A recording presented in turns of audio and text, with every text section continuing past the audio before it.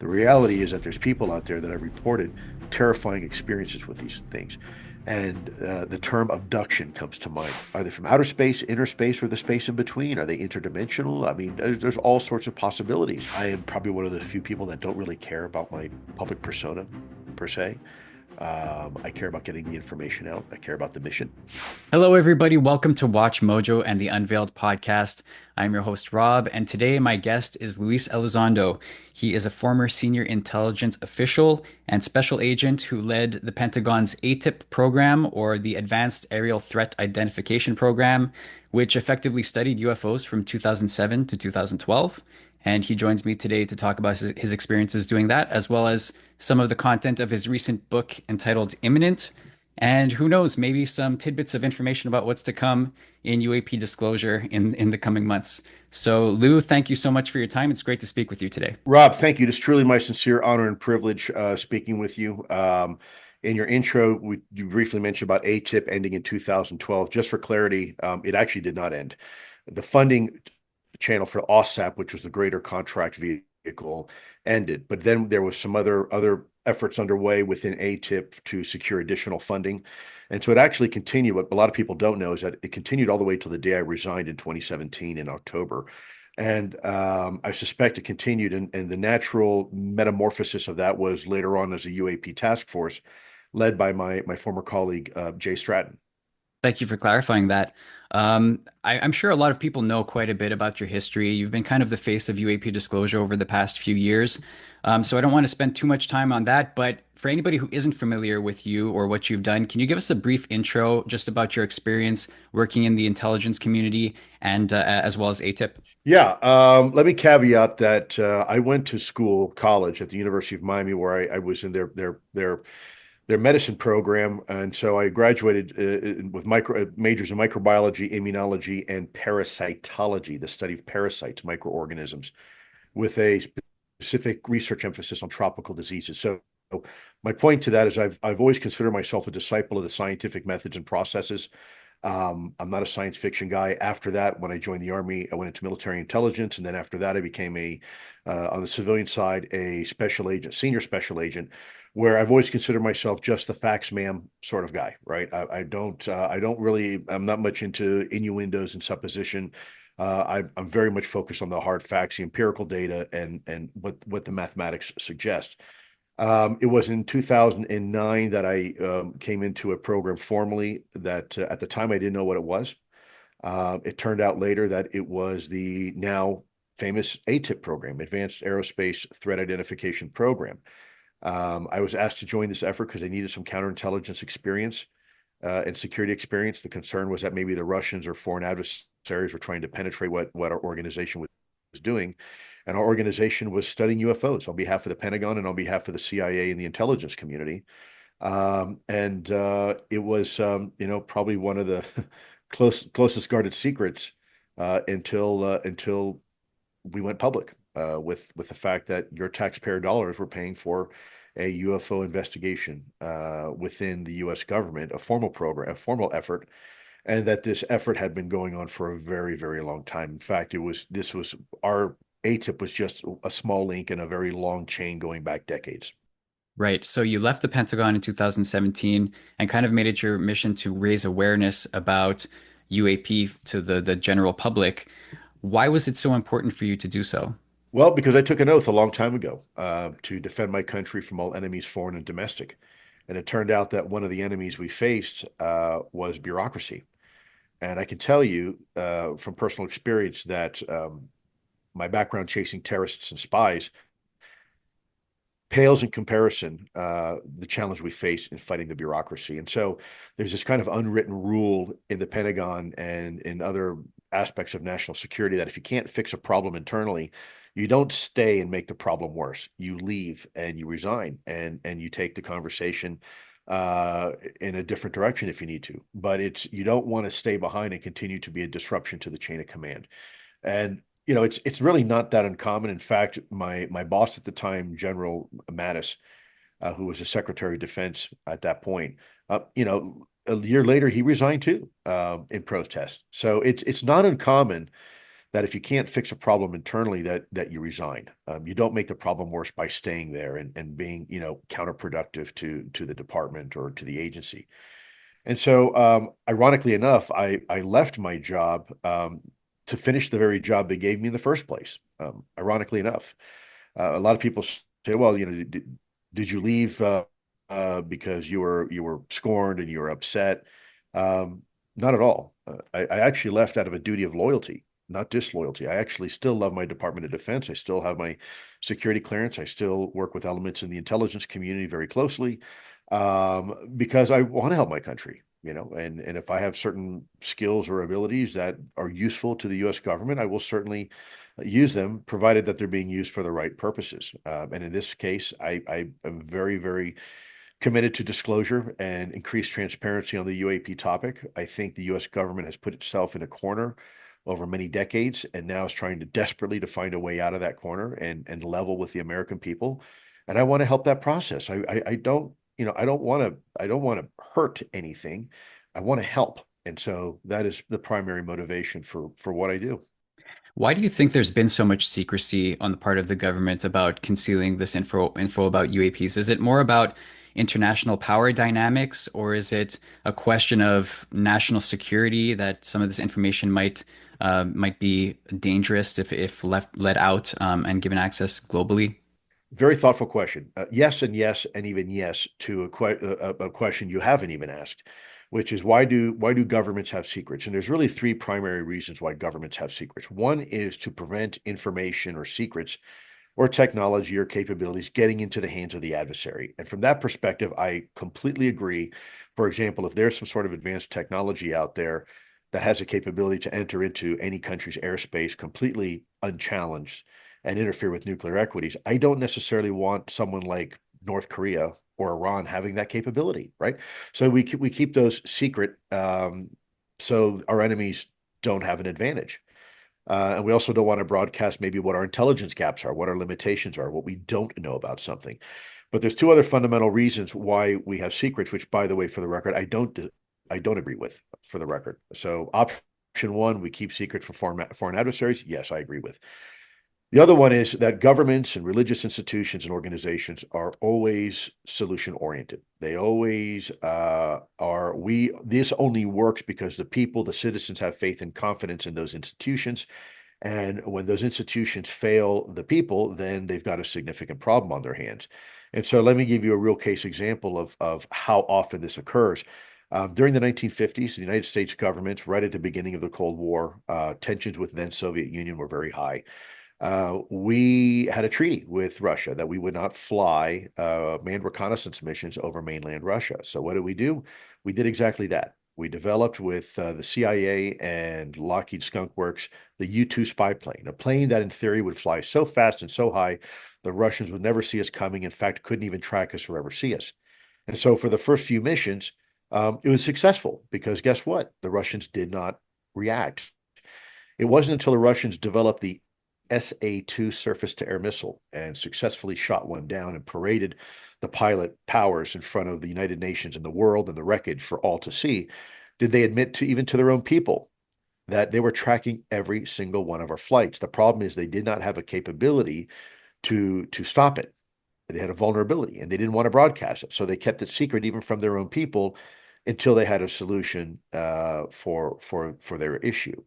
Another reason why governments have kept this topic quiet for so long is because there's this notion of governmental preeminence, meaning the idea that governments have the final authority and kind of this omnipresent monolith that knows everything all the time. And the reality is that's not true. The governments are made of people, and people have make mistakes all the time. And there is this concern that the moral fabric of society is really reliant upon the government, that the government's responsible for ensuring that people don't have mass panic and that everybody pays their mortgages on time and their cell phone bills. And so, public pandemonium is something that all governments seek to squelch. And so, in this particular case, there are examples. Another one, for example, is when in the late 1940s, the Dead Sea Scrolls were discovered. It was a very, very long time before the scientific community ever released the translations of those Dead Sea Scrolls. And the question is why? Well, the answer is because they were afraid it was going to contradict the current understanding of the Judeo-Christian belief system, right? So that America and the world couldn't handle the truth. And that is another thing that I disagree with, that I don't think governments should have the right to decide what people can and can't handle. It's like going to the doctor. Look, if I've got a bad diagnosis, I want to know because maybe then I got a chance to beat it, right? Don't just tell Mhm. me everything's hunky dory when it's not.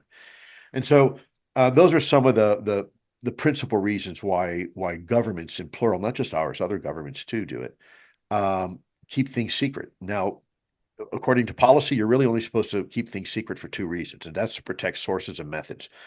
You can't classify information simply because you're trying to cover up governmental malfeasance or perhaps something that's embarrassing.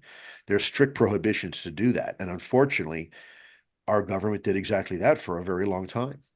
It seems like this conversation over the past several months has evolved beyond just seeing things in the sky into questions about who are we as human beings with the emerging information about psionics within the military and interacting with UAPs. And one of the interesting things that I read early on in your book is your experience with remote viewing programs. Can you talk a little bit about that and how that all ties in with the UAP narrative? Sure. Well, let me preface, what I think remote viewing is, because I think there's a lot of misunderstanding about it. A lot of people consider it very spooky and psychic abilities and things like that, and it can be a turnoff for some people.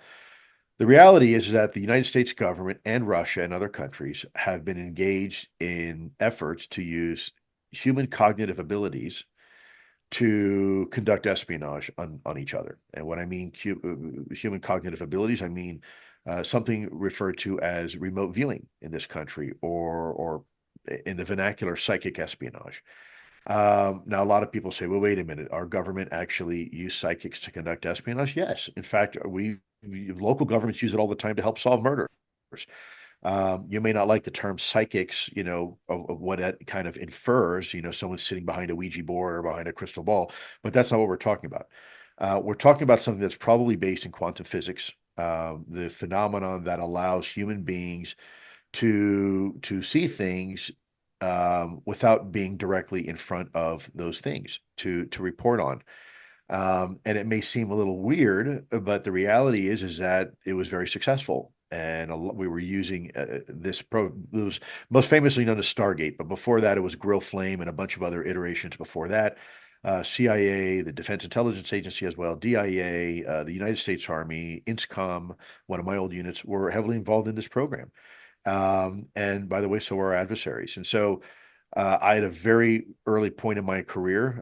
I was being considered for a position within a remote viewing effort, and unfortunately, towards the very end, Congress had pulled all the funding previously, and the program somewhat died on the vine. There were some people in Congress that were afraid that this was something that was too spooky. They couldn't understand it. It conflicted with their theological belief system, so they pulled the funding, despite the program actually being quite successful. Um, and so yeah, that was my foray into the remote viewing world. I believe if you were to ask me what is remote viewing, I think it's a vestigial capability that we've had for a very long time. In fact, I think it's shared with animals as well.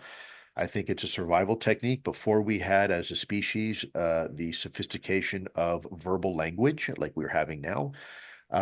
We weren't sure, the village next to us, if they were hostile or not. And so there were these ways to figure out without using, verbal language to maybe, help with our survival and evolution. Look, when two dogs enter a room, obviously there's some sort of nonverbal communication going on, and they're trying to determine if each one is a threat.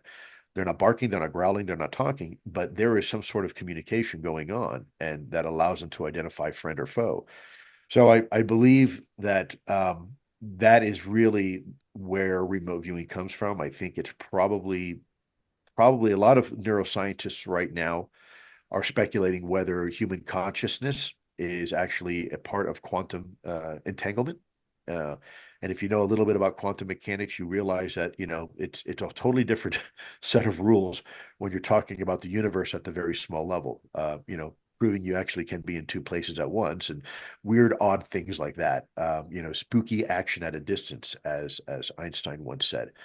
So we're learning a lot every day about the reality and that the fact that there may be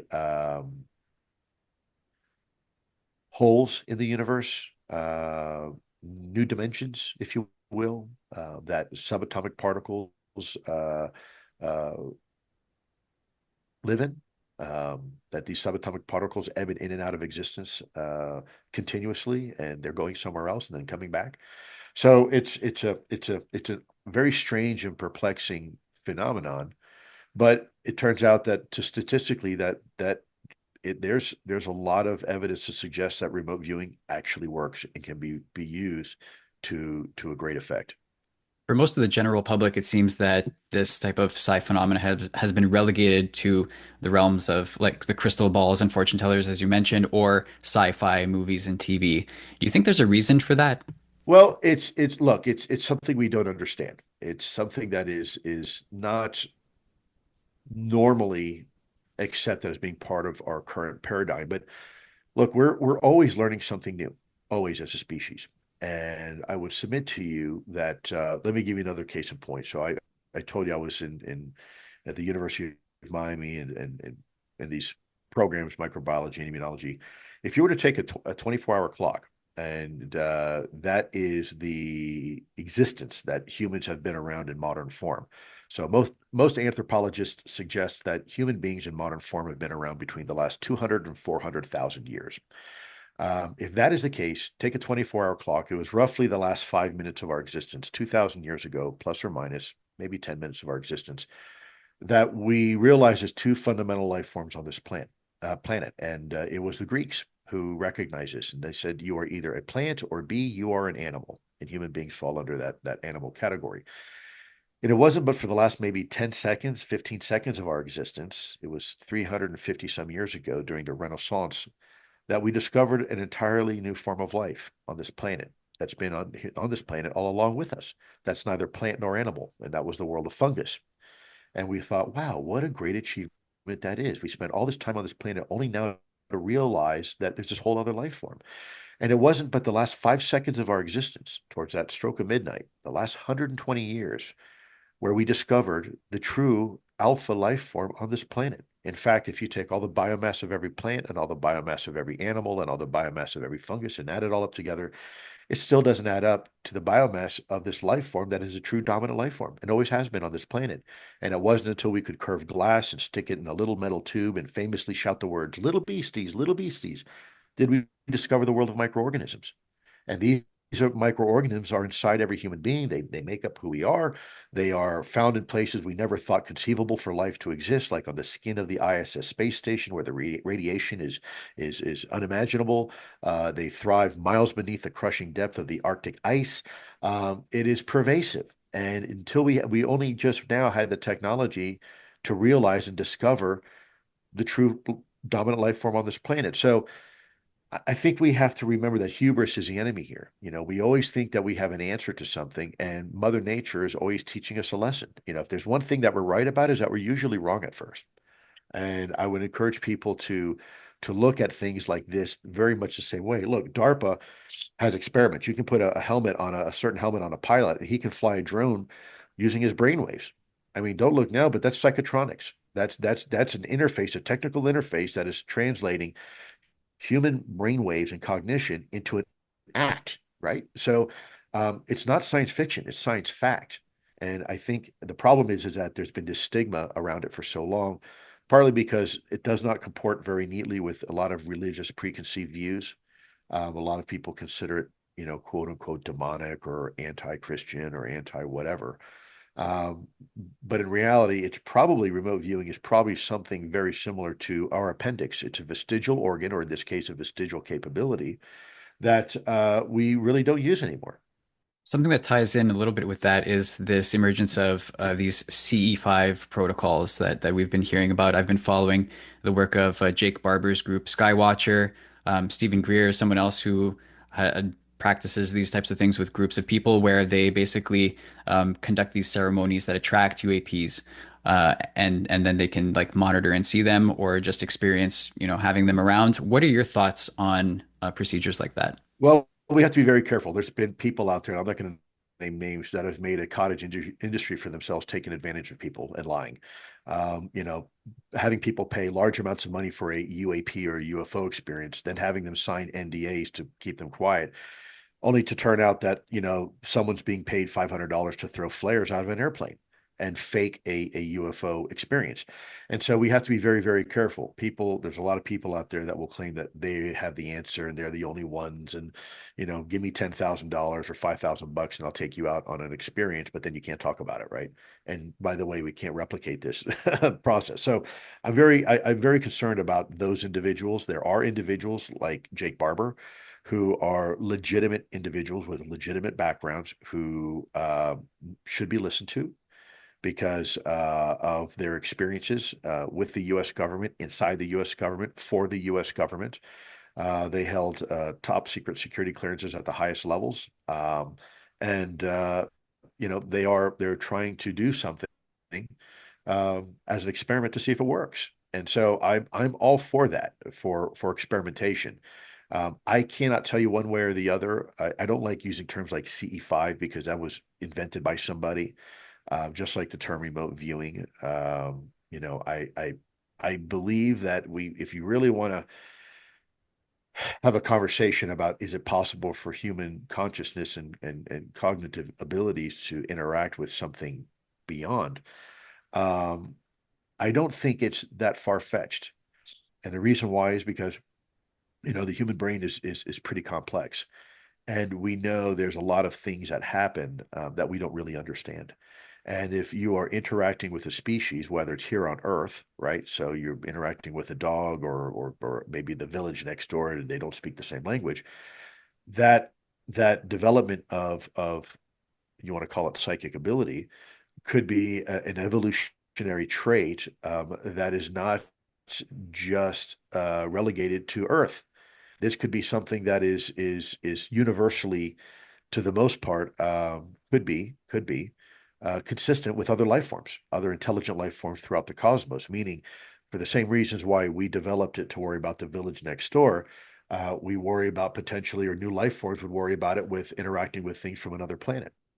So I think we need to ask ourselves, are these type of vestigial survival capabilities only relegated to Earth? If a lot of other animals also experience it here on Earth and have the same ability, and humans do, maybe it's not so special. Maybe it's something that is experienced uh, um, throughout the cosmos. Whether it be us working, we're learning about a village next door. Are they a threat, or is our planet next to another planet a threat? Right. So I don't think it's that far fetched. A lot of again, neuroscientists are now speculating that human consciousness is somehow rooted into quantum entanglement. And if that's the case, we know that quantum entanglement is one of the only things that is faster than the speed of light. Now, people say, well, you can't break the universal speed of light. Well, believe it or not, in the communication of quantum entanglement, you can have an object separated. You can have these two objects per se, a pen and this, and let's say they're quantumly entangled. Um, when I act on this object, this one will respond. Meaning, if to get more technical, we're talking about spin of quarks and things like that. But if you have two entangled particles, when I do something here, this one will respond or react in a very prescribed way, and that's true if they're separated by 2 inches, if they're separated by 2 feet, 2 miles, or 2 billion miles. Right? It's that action is instantaneous, and we know that because the Chinese and even us have done experimentation that validate that. So if human consciousness is tied to a quantum process where there are no limitations and speed of light doesn't matter, then a whole lot of things become possible. You've mentioned many times that UAPs could be regarded as a potential threat or should be regarded as a potential threat. Given that we've been seeing UFOs and UAPs for decades now at this point, and there hasn't been any large-scale active aggression on humanity, why should we be cautious and estimate them as a potential threat when researching this? Well, I've always said potential threat. So let me caveat potential and let me put on my national security hat for a minute.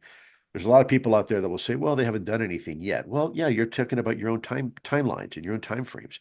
When we go and invade a country, do something called preparations of the battle space. And it's important because you want to do long range surveillance and look at the capabilities of a country before you invade them, right? So you don't get tactically and strategically surprised. Um, if you, again, I'm wearing my national security hat now. If you have something that is conducting reconnaissance on our military equities over decades, which we've seen, has the ability to fly into our controlled airspace unchallenged, as we have seen, and has the ability to interfere with our nuclear equities, as we have seen, then one must worry because if this was an adversarial country like China or Russia, this would be a big problem. This would be a very big problem. And furthermore, people say, well, they haven't done anything but taken down and if you will, um, turned our nuclear weapons off for a short period of time. So that's a good thing. That's like parents taking the matchsticks out of a child's hands. But the opposite is true in Russia. In fact, Russia, there was a UAP incident that actually turned them on. And that's if not scary enough. I would submit to people, look, at no time have they ever interfered with our nuclear ability to kill each other. When we dropped the bombs in Hiroshima and Nagasaki and subsequently vaporized 500,000 human beings off this planet, UAP didn't stop that. In fact, UAP didn't stop us testing these atomic weapons to become nuclear weapons later on in the Nevada desert. They did not stop the proliferation of these weapons getting into the hands of Russia, China, India, Pakistan, and everybody else. In fact, they didn't stop the ramp up of us in the 1960s during the Cuban Missile Crisis, where we almost went to nuclear war. They didn't stop anything regarding, if you look at 3 Mile Island or Chernobyl or Fukushima, nowhere did UAP come in and stop those catastrophes. So one has to scratch their head. There's zero evidence of them interfering with us from a beneficial perspective. But there is some data to suggest that maybe from a military perspective that we should be at least aware, not necessarily paranoid, but aware. And then if you take into context some people's experiences with these things, right? I mean, you can sit in the lotus position and go, oh, look what beautiful lights. The reality is that there's people out there that have reported terrifying experiences with these things. And the term abduction comes to mind now. Keep in mind, again, still wearing my national security hat, I'm a former special agent and a special agent in charge. When someone has been taken, if you have, do you have any kids? You mind if I ask you, Rob? I do, yeah, I have two kids. Okay, so let's say your kids want to go to the mall, they jump in an Uber, but instead of being taken to the mall, they're taken to the Uber driver's house. How would you respond to that? I mean, that's the way I look at it. That's kidnapping. Yeah. And then, God forbid, someone touches a loved one without their permission. Well, that's assault. So now we can start racking up the federal charges, right? Federal kidnapping charges, assault, blah blah blah blah blah blah blah. That's what some of these people are reporting. So if that's the case, this was being done by a human, that'd be a crime, be a felony. You go to jail for that, right? Why is it okay for these things to do that if that is in case indeed what is happening? Again, if that is what's happening, I don't think it's wise for us to just presume that all these things are friendly and benevolent. I'm not willing to risk my life or my family's life, and I'm not willing to risk your life or your family's life for that. Now, let me take off my national security hat and put on my Lou Elizondo hat. I don't necessarily think they're a threat either. They could they, as some general suggested, well, they're doing preparations for the battle space and they're planning to do a large scale type invasion at some point. Yeah, but we haven't seen any indications of that. It's possible these things are frankly just as natural to our planet as we are. Just like I said before, in the analogy of microorganisms, perhaps we're at the point now technologically we are interacting with a new type of species for us, but it's been here all along. In fact, maybe they're from under the oceans, and we're not at the point technologically where we can interact with them. So I don't necessarily think, these things are even from outer space. We don't know. Are they from outer space, inner space, or the space in between? Are they interdimensional? I mean, there's all sorts of possibilities. Um, Maybe we're just now coming to grips that, there's something else here very advanced that's been here all along and just as natural to Earth as we are. So I'm very careful, wearing my two different hats as a human being. I always say with every new question comes opportunity to learn. And I don't think we should be afraid of necessarily UAP per se. I think we should be more afraid of our reaction as human beings to something of unknown origin. That scares me more because we as human beings have a really bad track record of overreacting and doing things in a manner that is probably not very consistent with diplomacy, let's say. So I had a general. I've been about 3 years ago now. I briefed him at the Pentagon, very senior general. After about an hour of the interview, he turned to me and said, "Lou, this is great, all interesting, but look, at the end of the day, I just need to know if one of these lands on the White House lawn, what do I do? Do I put my hand out in friendship, or do I put an M16 to its head?" And I've said, my dear general, you missed the point of this briefing. Both of those could be wrong. You're thinking this in binary terms, and this may not be a binary solution. This may be something different, and either one could could doom us. It could be absolutely the wrong way to do things. You put your hand out in friendship, maybe whatever it is, if it's malevolent, thinks you're weak and annihilates you. If you put an M16 to its head and it's benevolent, all of a sudden it thinks you're a threat. And we're we are a very basic species on this planet, so they could wipe us out. So I I think we have to be very careful uh, when we ascribe something as being a threat. That's why I say it's a potential threat. And if I could, again, forgive me with these terrible allergies. Let me leave you with an analogy that on this particular question that I've often told people, and hopefully it demonstrates my perspective. So, Rob, I'm sure you live in a wonderfully beautiful part of the country. Do you mind if I ask I'm not going to ask you what state. What state do you live in? I live in Canada, actually. I'm up in Montreal. Great. So Montreal is gorgeous. I just came back from Montreal. Absolutely gorgeous. So let me ask you this. Do you lock your front door at night before you go to bed? Absolutely. And I do too. And in fact, not that you expect anything bad to happen. I know you live in a beautiful area, but the reality is, just out of extra precaution, most of us will go and lock their front door. And some of us may even, like myself, go and check and make sure all the windows are secure before I go to bed. And if you're like my wife, she'll go before she goes to bed, she'll punch in the security code and turn on the alarm system. And we do that just out of due diligence. And let's say one morning now, some Sunday morning, you come downstairs and all of a sudden now, you have come downstairs, have a hot cup of coffee. You notice size 11 muddy boot prints on your living room carpet that were not there the night before. Now, no one's been hurt, nothing's been put out of place, and nothing's been taken. But despite you locking the doors and the windows or turning on the alarm the night before, there's now boot prints in your living room carpet that were not there the night before. My question to you is that a threat? And my response is, well, it could be if it wanted to be. So we better figure out how these boot prints are getting held into our living room at night. It's very much the same thing with national security. These things can come in and out of our controlled U.S. airspace. There's not much we can do about it. We don't know how they're doing it necessarily. We have some good ideas, and they have the ability to interfere with things that we consider are crown jewels from a national security perspective. So that is why, from a national security perspective, we pay our leaders to be solution oriented. And even if there's only a 1% or a 5% chance these things could be benevolent and not malevolent, or could be malevolent and not benevolent, I think that's too much of a chance. We can't risk that. We have to do our due diligence as a just in case, and approach this, very objectively. Again, not fear mongering, not saying these things are a threat, but you want someone to always have that alternative analysis and say, look, there's a potential here. So let's just be prepared just in case. We know that the United States has recovered some of these craft and that there have been efforts to understand the technology and back engineer them.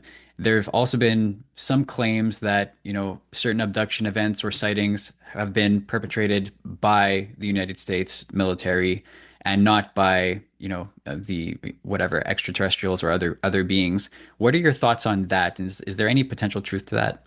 Wow. I'm probably not ready to go there yet. Let me let me share this with you. Any government who conducts experiments on its people without their knowledge and without their permission is the enemy. And let me be very clear with that. Any government, and by the way, we have done that in the past as a government. My country here has done that. We had things like the MK Ultra experiments where we provided LSD unknowingly to people, and some of them actually died as a result, going into a psychotic state. The Tuskegee experiments, where we allowed the people, namely African Americans, to to to suffer from syphilis to its natural end, which is death. We allowed that to happen. We actually, even though we had a cure for it, we allowed these fellow Americans to die simply in the name of science. Um, that is repulsive. It is repugnant, and that is, dare I say, when governments do that, they need to be fearful of something much greater. Because if the people, once the people find out, it's like waking, it's like it's like being stuck in a telephone booth with a sleeping gorilla. That gorilla's sleeping, but make no mistake, when the people find out, and i.e. in this analogy, the people are the gorilla, they will rip you apart. They will. This only works. This idea of democracy in our government because people have faith and confidence in its institutions.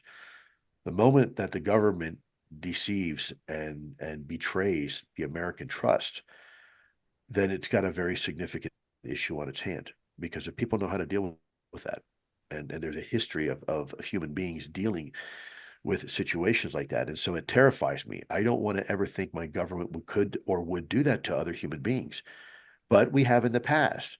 So we can't discount it entirely. I like to think that there's no one that I know in the government that would ever do that. I certainly would never do that. It's anti-American. It's anti-democracy, and I would never, if I was even privy to something like that, I wouldn't tolerate it. If you think I'm being loud now by blowing the whistle on UAPs, you just wait. If it turns out that our government has been doing that to other people. Now, with that said, um, I can't entirely discount it, and there's reasons for that, which at some point I may be prepared to address. Um, I there's information that is forthcoming, I think, in the not too distant future that may substantiate that maybe there were elements in our government that were doing things that were were not very ethical. And one thing is to an experiment on a human being if they allow it and they volunteer for it.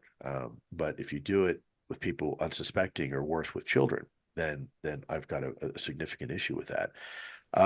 There are, if you look at Army regulations, even on the Army side of the Department of Defense, we have procedures for doing intelligence work, and one of those is what they call questionable intelligence activities involving human experimentation as procedure 13 violation.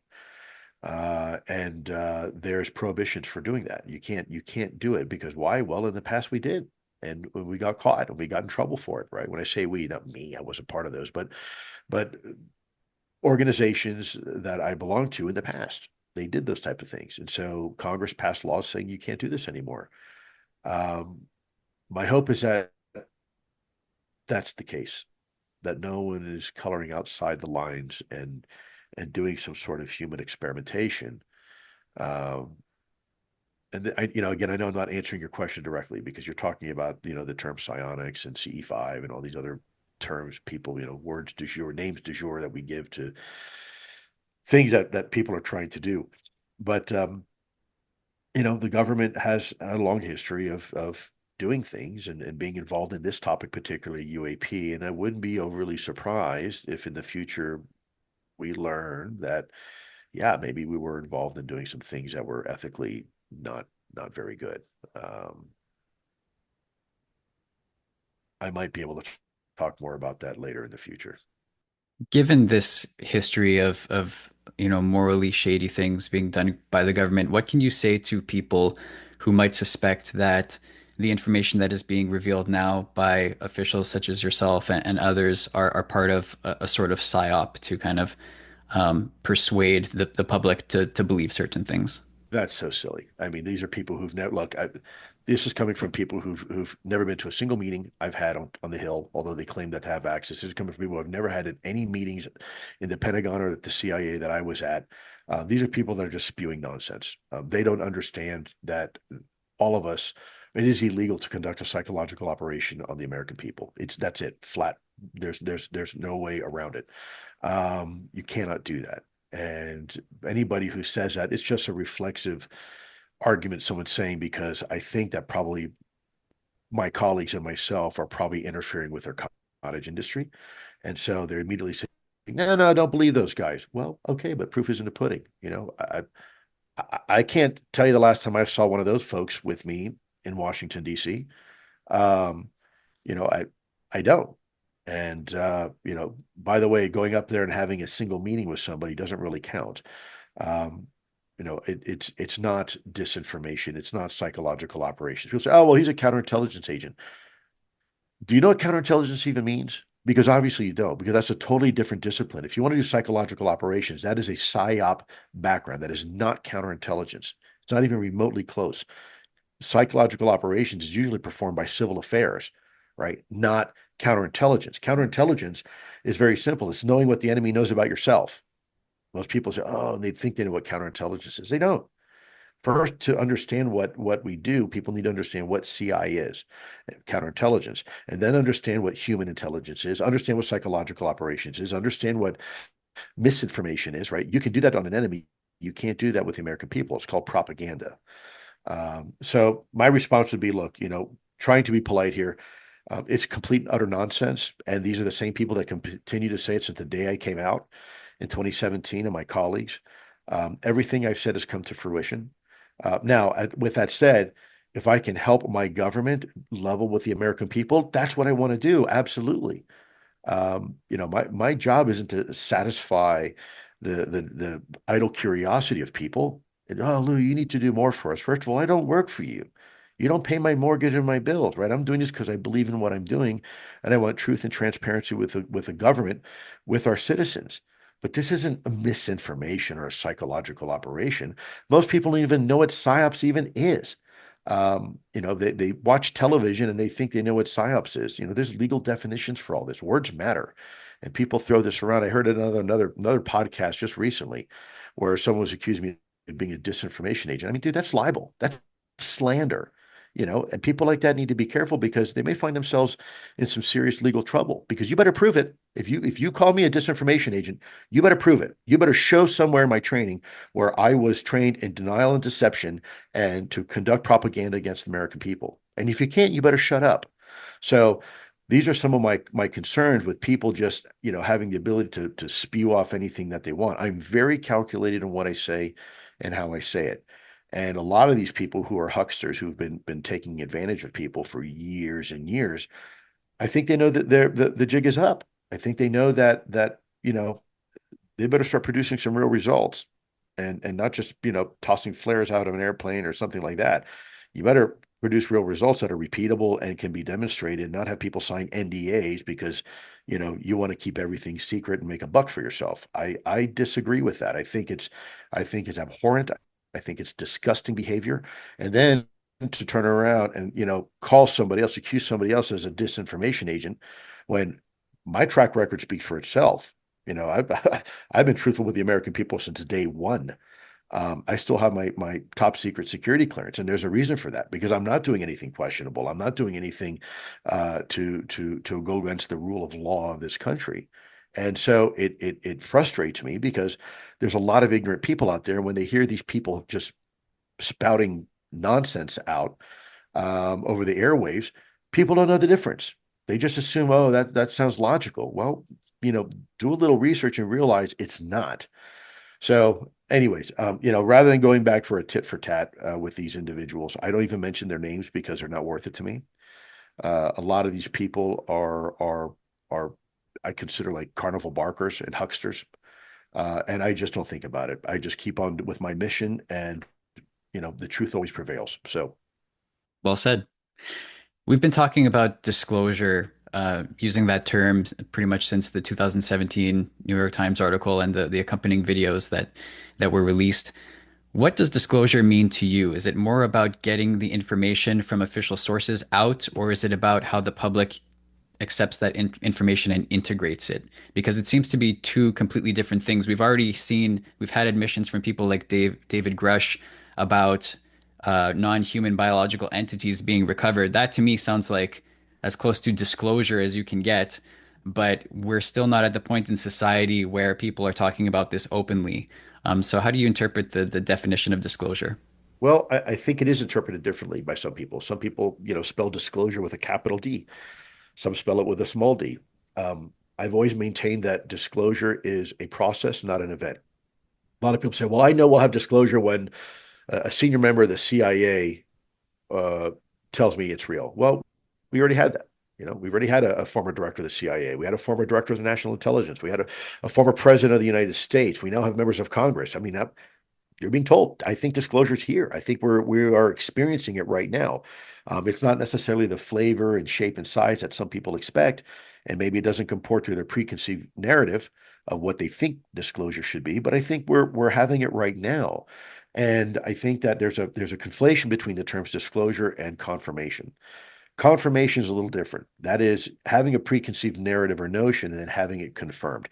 I'm not sure we're going to have confirmation because I'm not sure a lot of the preconceived notions that people have are necessarily accurate or correct. But I do think we're going to have disclosure, and disclosure may be something that is going to be hard to recognize because it may come across as well. Okay, yeah, the next generation realizes we're not alone, and the government kind of admits it. And oh, by the way, they're studying it, and they have this organization called Arrow now. I mean, it's being reported to the government. So I think disclosure is happening. I don't think it's happening in a way that people necessarily expect, but I'm kind of glad for that because we don't want it to be disruptive. Personally, I'm against catastrophic disclosure. Now, what is catastrophic disclosure? That's full open kimono on everything. And the reason why I fear for that is because I don't necessarily want, like I said before, an adversary like North Korea or Iran to have, the capabilities that we're seeing with these UAP. And that's, for example, one of the reasons why the American people can hear certain information, like the fact that North Korea has now atomic weapons and potentially nuclear weapons. That's unclassified, but how those missiles work, how many they have, where they're pointed, how they fly, that still remains classified. And I think that's what disclosure is going to look like. The mere fact that, yes, we've been dealing with this phenomenon for a very long time and it's real. But some of the other specifics, maybe we're not going to have that conversation anytime soon, right? We know going back to 1940s about the Manhattan Project. We know about the atomic bomb and we know about nuclear weapons development, but we still don't know how the atomic bomb is actually made. Most people don't anyways. Some of us do, but the general public doesn't. And why? Because we don't want people replicating that capability, right? We don't want to broadcast to our adversaries, oh, here's a blueprint, how to wipe out a million people in an instant. That's not smart. That's not smart business. And so I think disclosure is very much the same way. We're talking about a technology that's truly revolutionary. And I think we have to be very, very careful making sure that technology doesn't get in the hands of real adversaries. If you had the power to subpoena anybody at all that you wanted, who would it be? I'm not going to mention names, and the reason is because I don't want to. If those people are going to be subpoenaed, I don't want that cat getting out of the bag. I don't want to do something that will interfere with Congress's efforts to do their job on this topic. And I certainly, if there's some people out there, some potential bad actors, I don't want to give them a heads up. I don't want them preparing for anything, and let the process work. People like Dave Grush, I admire tremendously for his fortitude and his courage. People saw what happened to him within 24 hours of testifying. They tried to destroy his reputation. Uh, and I understand what that's like. I've been dealing with that for 7 years, going back to these people out there that accuse me of being disinformation agent and a psyops. I mean, it's just silly.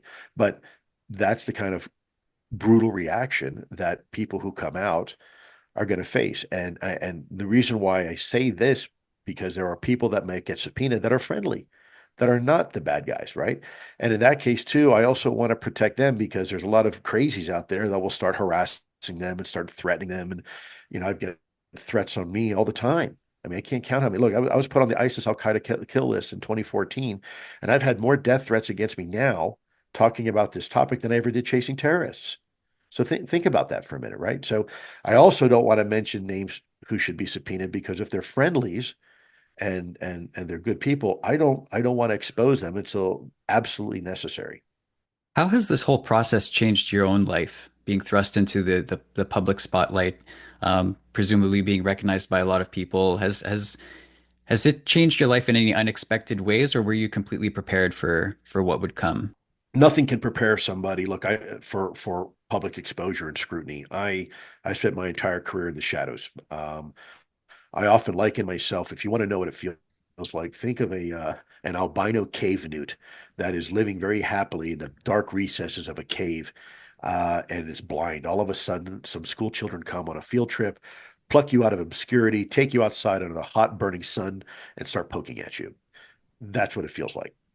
It's extremely uncomfortable. I love interacting with human beings and people, but public life is a little bit different because you can't fight back because you have a moral responsibility to always take the high road.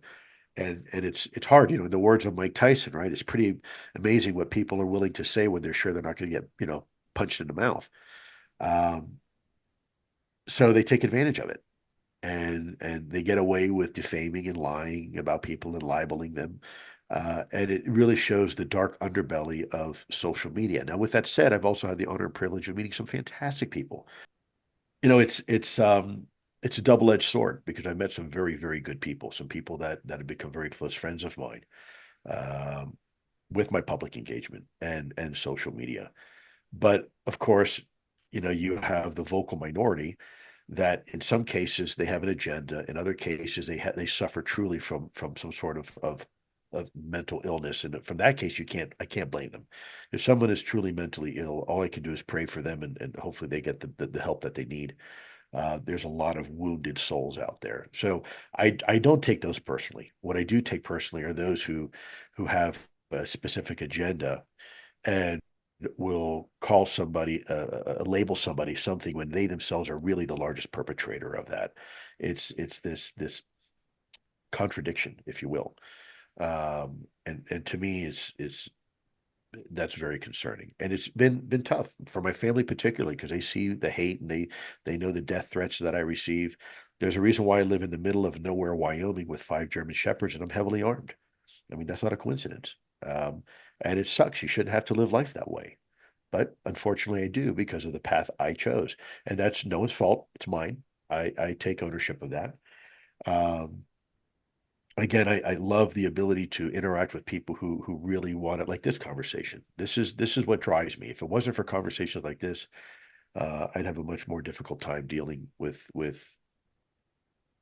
my public persona. Another thing is too, if I've always decided very, very early on that what you see is what you get. Um, if you talk to me in a podcast like this, or you talk to me over a beer or a cup of coffee, I am exactly who I am. And people who've met me will tell you the same thing. They'll say, wow, Lou really is exactly who he is. I don't hold punches. It is what it is. Um, I am probably one of the few people that don't really care about my public persona per se. I care about getting the information out. I care about the mission. And that is my personal mission is to get the truth out to the American people and hopefully the world. It doesn't make me special. If you wanted to ask me, Lou, what do you consider yourself as a public person? I tell everybody I consider myself an unexceptional man living through exceptional times. And I'm not doing anything that anybody else wouldn't do in my shoes.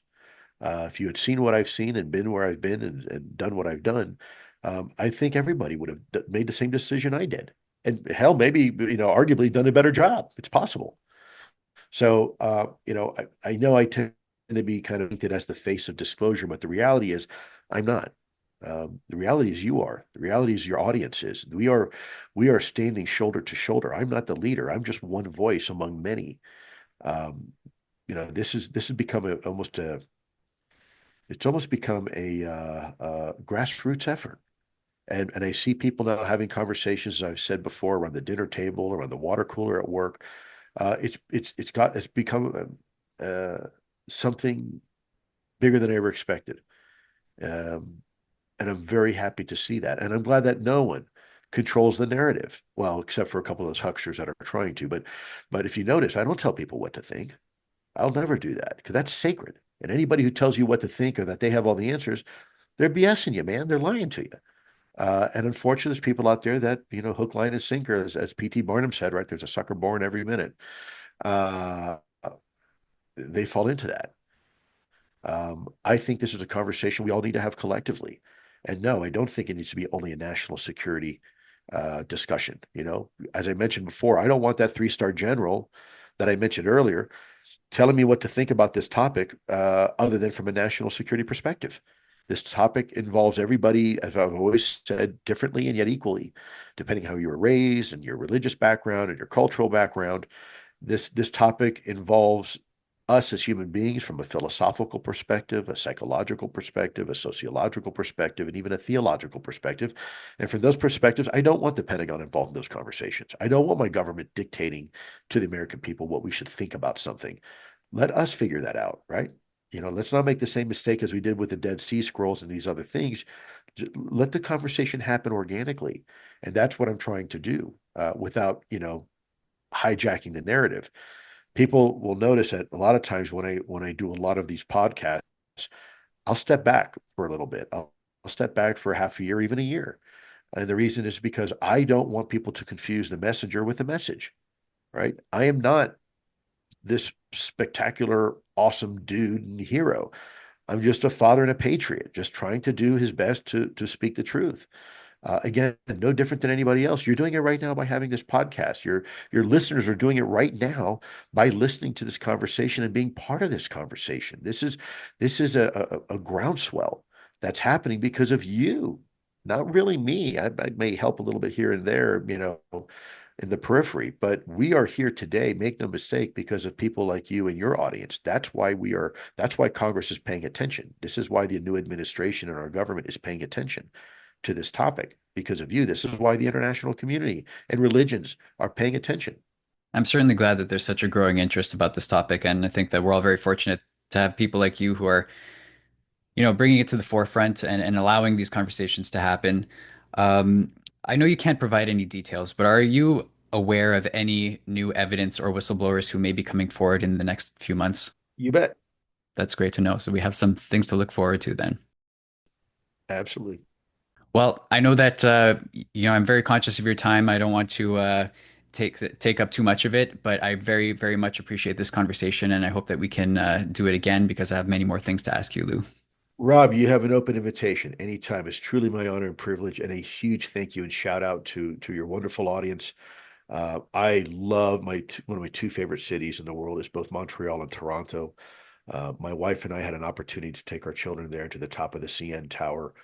Um, just magnificent, magnificent, and Montreal is c'est magnifique, unbelievable, unbelievable. What a gorgeous town, and just phenomenal people. So, um, I hopefully next time I'm up there, get a chance to break bread with you and maybe have a coffee with you, and we can do it in person.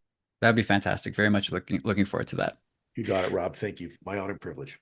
It's mine as well. And thank you to everybody listening. As always, please leave your comments, like and subscribe. I'd love to do more of these conversations. And so your feedback is crucial. So can't wait to hear what you guys have to say about this. And until next time. You better have thick skin, Rob, Oh, because no, if it's I know fine. better, you're gonna have a whole plethora of haters, unfortunately, that are gonna probably clog up your inbox deliberately. So let me apologize in advance for that. No, no. I embrace everybody's comments. Everybody's gotta share their messages, and regardless of what they are, as you said, the truth always comes to light. So that's what I kind of believe, and that's how I move through life. Brother, we have nothing to fear from the truth. The truth is a truth, right? And the truth shall set you free.